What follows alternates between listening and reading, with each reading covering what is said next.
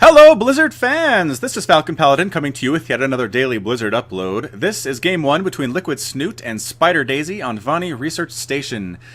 This is from the Intel Extreme Masters Championship held in Taiwan back in January of 2015. And this is ZVP, my favorite matchup of all time in Starcraft 2. I'm going to take a second to introduce the players real quick. Up here in the top we have the Blue Protoss Spider Daisy, currently on the team Startail, which means he's a very, very impressive Protoss. Startail is a very, very good team.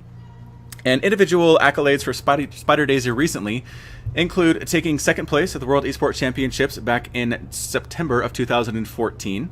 Also did take first place in the Home Story Cup, the 6th edition, back in 2012. And so again, just a very accomplished Protoss player. We head down to the south. We have the Red Zerg Liquid Snute from Team Liquid, obviously. One of my favorite players. He's very fun to watch.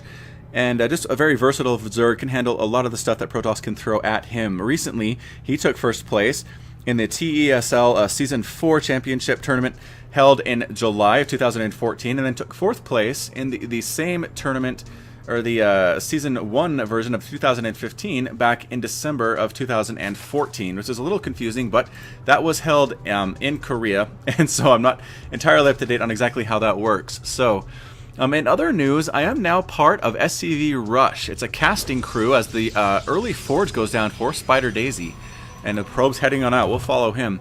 But SCV Rush is a casting crew who is dedicated to casting ESL StarCraft 2 matches. And so you can see them at scvrush.com. They're also on Facebook. And they have a YouTube channel, all at /the SCV Rush, obviously. They're on Twitter at the same time. So I'll be casting them live on Twitch, usually on Saturday nights, I think is when I can do that. And so if you want to catch me live there casting with other very popular and talented casters, you can check that out. So the probe is heading up and seeing what he can see. Now, Snute, it looks like it did go for a 15 hatchery, which is just super dangerous. He went 15 hatch, 14 pool, I believe, or even 15 pool. We have Spider Daisy checking for an expansion here in the safer place to expand, just because, again, on this map, it is impossible to get into this area with anything but flying units. So the probe's going to come out, and there's a forge up. I can only imagine these are going to be cannons fairly soon, so we'll see what the probe decides to do. Goes right past the hatchery, throws down a cannon, throws down a second cannon. Yes, a second cannon. And is he gonna get a third one down? Yes, he is. So he has a safe wall off here where did I say cannons? I meant pylons, throwing down pylons. So he now has a safe little area right in here where he can put cannons, and there is nothing that Snute can do to handle this. So quick cancel on that pylon, maybe saving a little bit of money, throwing down another cannon here. What is the response going to be from Liquid Snute? He's getting Zerglings out, he is pulling drones off the line. Yeah, this is pretty much how you have to respond to a cannon rush as Zerg. You need about 3 or 4 drones per cannon. If they've been going for a while, you probably need 4, which is why there are so many coming out now.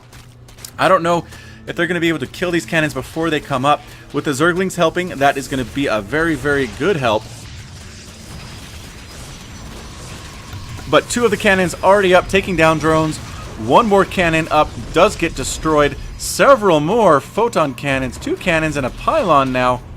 But I think there are enough Zerglings up to take this out. No, throws down another pylon. Spider Daisy is committing a lot of resources to this attack. I don't know if it's going to be successful. If it's not, he's going to be in a lot of trouble back home. The Scouting Overlord sees there is nothing defensively here. No cannons, no gateway, no nothing. Spider Daisy wants to win with this cannon rush, and he might be able to do it. These 2 cannons are up, going to work on that Overlord, taking down a hatchery.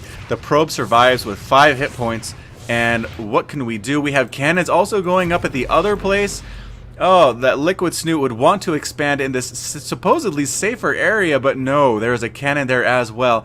I have been in this spot many times as a Zerg player. It is so frustrating not being able to get that second base up where you want it. And finally, Snute just says, fine, I'll take the gold. There are no rocks here. There is no destructible debris to keep him from taking this as soon as possible. So we'll have to see what the response is going to be from Snute. He's going to lose this base. But again, Spider Daisy has invested a lot of money into these cannons and into these pylons. A queen comes down to snipe down a pylon just to kind of try to damage Spider Daisy as much as possible. We do have an expansion nexus going down for Spider Daisy now. We do have a cannon here at the front and a gateway. It's not a perfect wall off. Lings can get through here. Okay, there we go. There's the pylon, and now the probe is blocking off any lings and their attempt to get inside. But Snoot's not interested in doing a counterattack. He's going to take both of the golds on the right side here. Do we have golds on the left side? Yes, there is a gold on the left side of the map there as well. But he wants to take 2 of the golds on the map. He's going to try to keep them with a bunch of drones and a bunch of zerglings defensively, and just out macro his opponent from this point on. So I would say the cannon rush was successful. He prevented Snute from getting an expansion up until, you know, he still doesn't have a second base up at the 7-minute and 25-second mark, as the drones are waiting with delicious little nuggets of gold in their teeth. There we go, returning them home to the hatchery to help the swarm grow and grow. So we do still have a cannon back here. Production tab shows nothing but workers and hatcheries and queens coming up for Snute. So he's not teching up at all. He's not even getting speed at this point. He just says, alright, I know that Spider Daisy invested a ton of money in that. I'm just going to go ahead and macro up and try to kill him here in the mid game or towards the late game, depending on how things go. We do have 2 gas going up for Spider Daisy. We are getting Warp Gate researched at the Cybernetics core, +1 attack coming down as well. So what's that going to mean? +1 attack is really good if you're going Zealots against Zerglings, because they kill Zerglings in 2 swipes of the blades instead of 3. So it's a lot quicker to kill Zerglings with Zealots with that +1, which I think is the intent here. And let's see what's going on. We do have workers. Income tab shows 34 to 33 harvesters in favor of Snute, but with the gold coming from these rich mineral fields, you take more minerals back per trip. So you'll look at his income, it is 1,400 to 1,000 for the Protoss player. So he's going to have a much higher mineral income. He does have a Roach Warren at this point. So I wonder if we're going to go Roaches and try to break down the front door. We might go Nidus if he gets a lair anytime soon. We're just going to have to wait and see. Roaches now coming down. They might try to snipe out this. Yes, they're going to try to take down this photon cannon so he can actually expand inside where his natural is supposed to be. We do have a Scouting Zealot coming on down. Might be able to do a lot of damage to these drones if he's left unchecked. A single Zergling is here. Does that drone die? No, the drone is kept alive by some good micro. Oh, we trapped the Zealot inside just for a second. A Roach pops out, a Queen pops out. The Zealot did get a single drone kill, but then is taken down. But we do have speed just completed now for those speedlings for Snute. A whole bunch of Roaches coming out is probably overkill. Stalker has warped in. That's interesting. He's probably just going to die.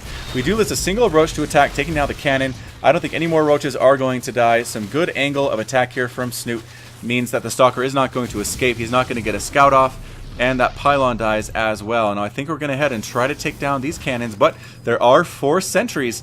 Can we surround the sentries with these Zerglings and kill them before they get force fields off? 1 sentry does go down. The other 2 are still alive. Some pretty good force fields, not the best. But Roaches coming in, Zerglings swooping in from the right side as well. All of these Protoss units hiding with these cannons. Roaches and Zerglings. So many Roaches doing tons of damage. Warping in Zealots. Do they have the +1 attack yet? It looks like they do. So they are fairly effective, but against this many Roaches and this many Zerglings, they are not. These pylons are being taken down. If we look at the army composition, it is 93 to 42 active forces right now for the Zerg player. I think he's just ballooning out into the lead that he wants in order to take this game, taking both of the gas at this expansion. So I think this is where he's going to be taking up. We do have a lair being researched. When that completes, we'll see what Snute decides to do. And he does get speed for the Roaches, and he's going to get a Hydralisk Den. So it's going to be a Roach Hydra push. We are heading right on up to the front door with a bunch of Zerglings and a bunch of Roaches. We're scouting for hidden expansions that might exist for the Protoss player. Not seeing any, feeling really good about that. A bunch of Zerglings come up. If they're not careful, yes, some get caught inside and get melted by these +1 Roaches. And the cannon, nobody dies in the Protoss forces at all. The Zerglings do get melted, leaving a bloodstain there on the ramp. Very unfortunate for them. Coming back in, trying to get... Oh, another group gets trapped. Are they going to take a single sentry? Yes, the sentry dies. Any of the Zealots at the front line is going to die? No, none of the Zealots die either. So Snute just kind of throwing away Zerglings at this point. He needs to stop trying to go up that ramp. It's not a good place to be. We put a Spore Crawler here to defend probably against Oracle harassment or Void Rays that might come over and try to take out this. Is Spider Daisy aware of those bases? Yes, he's aware of this base and that base. So he knows exactly what's going on. He probably needs to try and kill that. A Changeling does die, but gets a scout on all of these gateways. It's going to be a giant gateway push with some immortal support. So I think this Hydra Roach attack is going to do really well For our Zerg player, he's getting ranged attack for the Hydralisks. He's making Hydralisks now. This base is now going down for Spider Daisy. He's taking his third, but it looks like Snute is interested in killing all of this before that third base can go up for the Protoss player. So much gas being taken now for the Zerg player. He only has 2 workers on that geyser. I wonder if that's a mistake. It looks like it might be. Oh, there's the third worker. Okay, so he did fix that. Upgrades are going down for the Zerg player. We are not researching any upgrades for the Protoss. It looks like he's happy with that +1. He doesn't really need shields. Good force fields here are going to be his best friend in the ensuing attack. He does have a photon cannon hiding there as well. Good scouting Zerglings see exactly what the composition is. They see there are no Colossus. They see there are Immortals and Zerglings, and we push right up here with this group of Hydralisks and Roaches. No upgrades on either of those. We do have an Overseer just in case there are Dark Templar around. I don't think this is enough to defeat the Protoss army at this point. Snute might want to hold back, wait for reinforcements, let that macro do its deal. He has 59 to 46 Harvesters, and again, 2 of his bases are on the gold. So, scouting Phoenix, you're going to check out, see what's going on. He already knows about this base. We're going to try to find some other bases to see if this is going to be an attack fairly soon, or if Snute is macroing. He pokes up a little bit. Now comes the big attack. So a couple good force fields, not the best. Another one forcing the Hydralisks around it. Army is split for Snute. He's going to push along the right side and the left side, trying to take down these cannons, making the army a little bit less effective at this point. Yes, fighting right on in. We do have Zealots warping in on the front lines, but they're getting melted away immediately by these Hydralisks, which are so good against gateway units. The +1 attack is now up for the Roaches and the Hydralisks. Pushing in, going to snipe down this Nexus, which I think is the main goal of Snute's attack. And pushing in on the right side, the Hydralisk range is just so effective right now. Able to come in right side. We have Zerglings popping in, a single Hydralisk doing a lot of damage as well, and Spider Daisy calls the GGs. So, Game 1 does go to Snute in this best-of-3 series, and we'll have to see if he can extend that to 2, or if Spider Daisy can come back and tie the series up 1-1. So, just a really exciting game in my opinion.